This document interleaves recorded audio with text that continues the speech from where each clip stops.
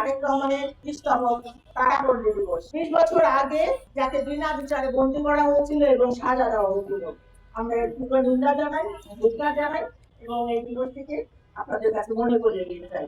আমরা একটু র্যালি করবো ভাইরা, একটু র্যালি করবো নারী দিবসে। আসলে আমরা খুব সুন্দর করে বড় একটা প্রোগ্রাম করতে চেয়েছিলাম, কিন্তু আমাদেরকে এখন আসলে এমন অবস্থা হয়েছে কেউ সময় দিতে পারে না, কোনো মন্ত্রী প্রতিমন্ত্রী কেউ সময় দিতে পারে না। কিন্তু আমরা তো দিনটাকে বৃথা দিতে পারি না, সেই জন্য আমরা প্রত্যেকটা বইয়ের কাছে কিছু না কিছু কথা শুনলাম এবং সবাইকে মূল্যায়িত করতে পারবো কিনা জানি না, কিন্তু বলে গেলাম অবশ্যই আপনারা মূল্যায়িত হবে ইনশাআল্লাহ।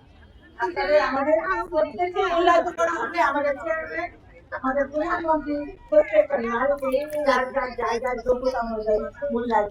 নারীরা সবাই চায় যে দিনটা সুন্দরভাবে যাক, যেহেতু আমরা সমাজে পুরুষের মতোই অগ্রাধিকার ভাবে কাজ করতেছি, কিন্তু আমরা সেই অগ্রাধিকার পাচ্ছি না।